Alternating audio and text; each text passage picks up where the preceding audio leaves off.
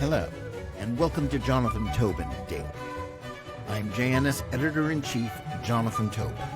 Thanks for joining me for another discussion on the most pressing issues in the Jewish world. Please like, subscribe, and give us good reviews when you listen to the show. Now let's get started. In the wake of the attempted assassination of former President Donald Trump on July 13th, there was a wave of calls for Americans to turn down the temperature in the national debate. Everything I know about public opinion and the American people tells me that this is what most Americans wanted in response to a frightening and horrific event that could have sent the nation tumbling into chaos. But no matter what happens in the next 15 weeks until the presidential election, and no matter who the Democratic Party ultimately puts forward as Trump's opponent, I'm fairly certain that they are not going to get what they want. It's not just that the proposed ceasefire between the Republicans and the Democrats barely lasted 24 hours, as even President Joe Biden couldn't stick to the high road in an address to the nation a day later that was supposedly about lowering the temperature. The GOP largely responded in kind at their national convention. That included Trump's acceptance speech, which began with a riveting and uncharacteristically spiritual account of his brush with death, but then reverted to the usual lengthy recitation of boasts and attacks. Many in the party's respective media cheering sections did the same, often doubling down on the worst assaults on their opponents. After several years in which incivility had not just become normative, but regarded as a virtue among the chattering classes, expecting professional politicians, talking heads, and pundits to stop demonizing the other side was probably too much to ask. But the problem goes much deeper than that. This is why Americans are likely in for a rough ride until November, and for even more divisive and inflammatory discourse, if not a heavy dose of political violence, regardless of who wins. The same is true for Israelis, who had hoped that the terrible events of October 7th would put an end to the unprecedented political warfare that had looked to tear the country apart in the 11 months since Prime Minister Benjamin Netanyahu's coalition won the November 2022 Knesset elections. Within a few months, and despite Israeli soldiers fighting and dying in the struggle to defeat the Hamas terrorists, the demonization of the government returned in force as the fate of the more than 100 hostages still held in Gaza and the question of whether to accept a ceasefire that would let the murderers, rapists, and kidnappers who started the war survive became politicized. Why are our societies unable to transcend their differences, even after crises that should cause everyone to understand just how destructive toxic political rhetoric can be? The answer is complex, but it starts with the bifurcation of the press and the way social media dominates our lives. It comes down to the way this has reinforced a growing belief, at least among those who are most vocal about politics, that their opponents are not well-meaning neighbors and compatriots who are simply mistaken, but evil people who intend to do harm. Having convinced themselves of this far-reaching conclusion, not even in Abraham Lincoln's memorable phrase, the better angels of our nature, which might incline people to step back from the abyss of polarization, can persuade us otherwise. Politics has always been a contact sport, and one can argue that Israeli elections have always been more ideological, as its proportional system of voting has benefited splinter parties that are either tribal in nature or represent narrow segments of belief. But such stark divisions were not normative in American politics, if only because the two-party system rewarded compromise, and both Democrats and Republicans used to be big tents composed of disparate regional and ideological factions. To some extent, that created a politics in which the politicians were more interested in doing deals to enhance their power than in representing the views of their voters.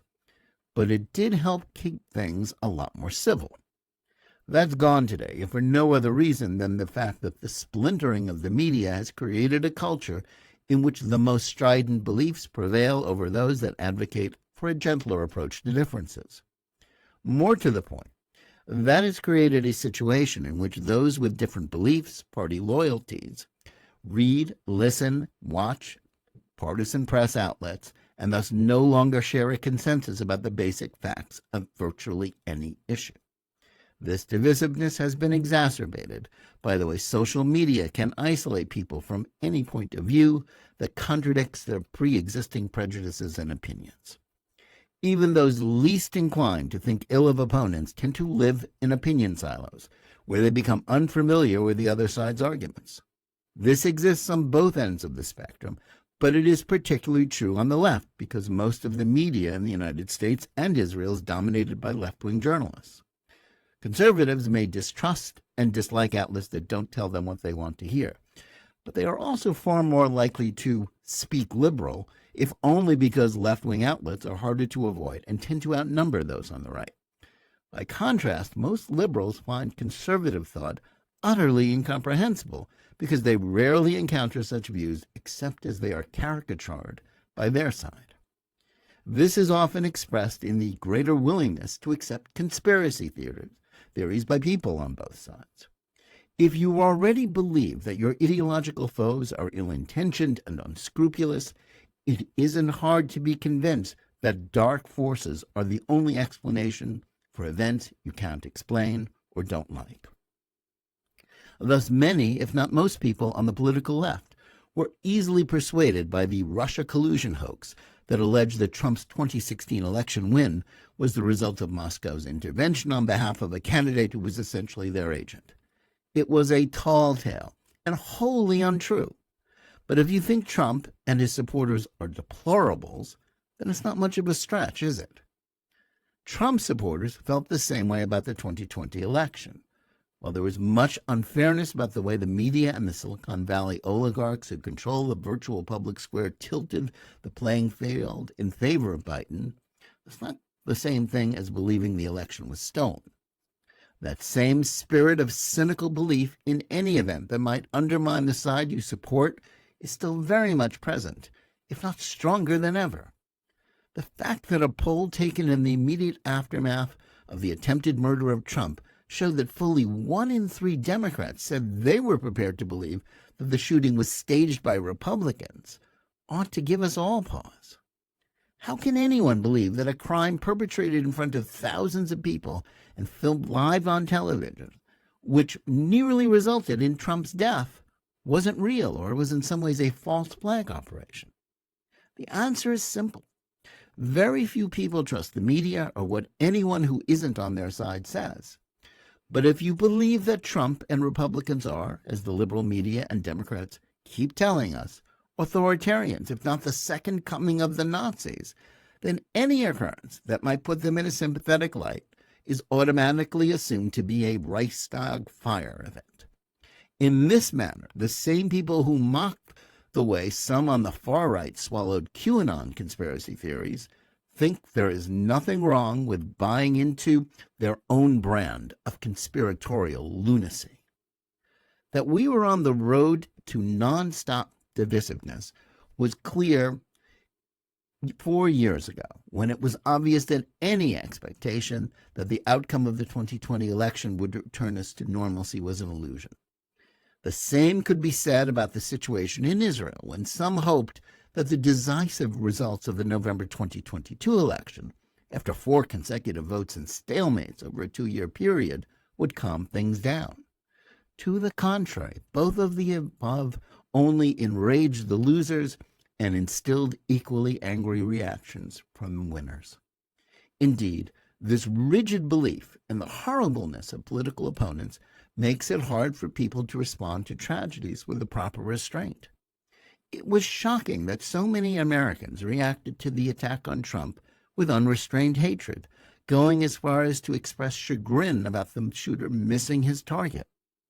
But such despicable sentiments are actually easier to understand than the comments on the part of politicians and pundits who expressed relief that Trump survived the attempted assassination, yet then doubled down on the accusation that he was another Hitler who, with the help of his voters, wished to destroy democracy. After all, if you really believe that the man is a genocidal tyrant, why wouldn't you want him dead?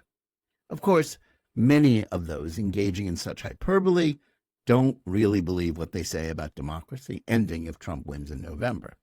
The talk about a war on democracy in both the United States and Israel, where leftist elites claim an attempt to rein in the out-of-control power of the country's Supreme Court and make the state more democratic, is actually an authoritarian plot, is a cynical power play on the part of the loudest advocates of that point of view.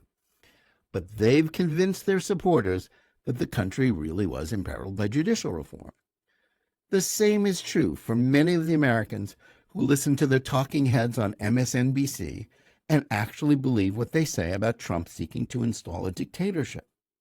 By the same token, some on the right are readier to believe that the shocking failure of the Secret Service at the Butler, Pennsylvania Trump rally was a plot by sinister forces, rather than just the incompetence of an agency that may well have sacrificed its competence in the name of enforcing the new rules of diversity, equity, and inclusion in hiring personnel.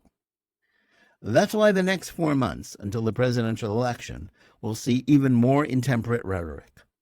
It's especially likely because Trump is leading the race, which will make many Democrats who foolishly believe that they are reenacting the last days of the Weimar Republic even more desperate, whether or not a diminished Biden is replaced as the Democratic candidate. Once the votes are counted, it's hardly unreasonable to expect political violence and riots if Democrats really believe the myths that they've been peddled about the horrors awaiting the nation in a second term for Trump. Similarly, Trump's clear advantage will make Republicans reluctant to meekly accept a Democratic win if they are able to carry out a miraculous comeback. The situation in Israel is no less dire, since the left is likely to reject any outcome that doesn't bring about Netanyahu's ouster. If our political class were serious about lowering the temperature and avoiding violence, it would give up its absurd claims about its opponents. But as we've seen this week, Democrats have painted themselves into a corner that doesn't allow for shunning the Trump is Hitler narrative, no matter what happens or what he does.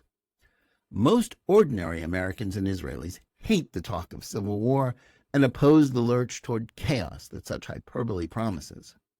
But stopping it will be difficult, with the media and politicians showing no willingness to cease characterizing their opponents as beyond the pale. Until they do, things will continue to get worse before they can start getting better. Thanks for listening. Please remember to tune in every day for Jonathan Tobin Daily Edition and every week for Think Twice, my full-length JNS TV program.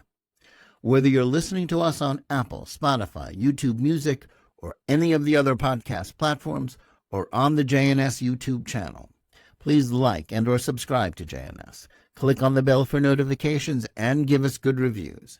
Please write to us at editor@jns.org and let us know where you listen or watch the show and what you think about it. And remember, keep reading and thinking for yourself.